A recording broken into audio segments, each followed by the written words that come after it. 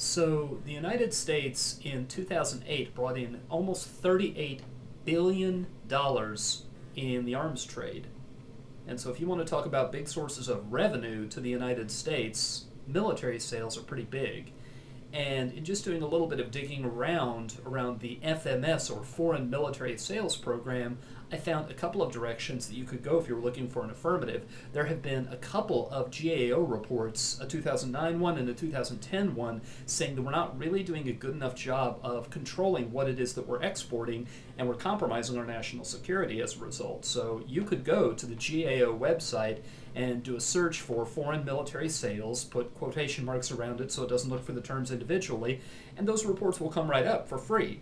You would then need to go and do the additional work to put together the harm and the impact and so forth, but you'd have the proposal right there for reforming something that was a big source of revenue, and it could get you kind of off the beaten path of tax reform debates, and it could be potentially a very large impact affirmative, so that's something you might want to think about. It also occurs to me, I think this is going to be a very mercurial issue, and you won't have really any confidence of what the status of it's going to be by the time you start going to tournaments. But the military sales of the United States has been hammering out the details with Taiwan. As of today, when I'm making this video, the big issue is, are we going to sell Taiwan F-16s? Well, an affirmative might be to modify that sale or to cancel it altogether and to claim that it would improve the United States' relations with the People's Republic of China. And because it's an arms sale and because we will take cash into our coffers from it, conceivably, you could make the case that that's topical. I think we're getting further and further from what most people have in mind when they hear revenue generation policy, and I'm going to talk about that in a second. But the one last approach is there's a treaty that a lot of members of the United Nations have been trying to get to the point where it's ready to be ratified, called the Arms Trade Treaty, and sometimes called the Small Arms Treaty. The United States, our stated position is that we're against it for a number of reasons, but you can find some of the peace movement type authors advocating that the United States should become a signatory to it. And you can certainly find plenty of good evidence that the arms trade results in a whole lot of loss of human life. And it's the kind of affirmative where if someone goes off to the library and researches it, there are a lot of problems with the arms trade treaty that are going to come up right away.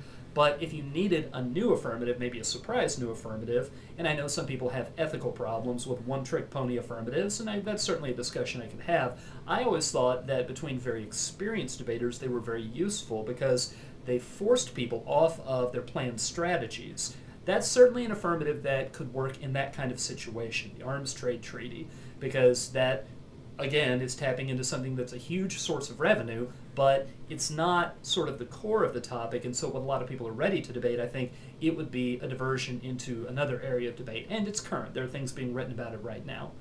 The last thing I want to say here, and this is something that the negative is going to need to think about, it's going to be important to draw a distinction, I think, and maybe write up a topicality argument for this. I have no idea why you call it a tea press.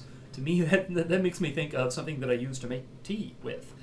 But at any rate, well, I think you're going to need to come up with a topicality argument that draws a distinction between a revenue generating policy and a revenue generation policy. But the sticky part is that the real genuine distinction is what is its purpose.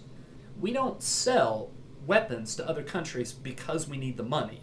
We do it to build up our relationships with them in very specific military-to-military security context ways. We do it to show that we're a good ally. As a matter of fact, we could probably just transfer the weapons for free and it would have the same effect. There are some reasons why it would be a bad idea politically. There are reasons why, we make good deals for some of our homegrown industries, and that maintains the political support for those sorts of transfers.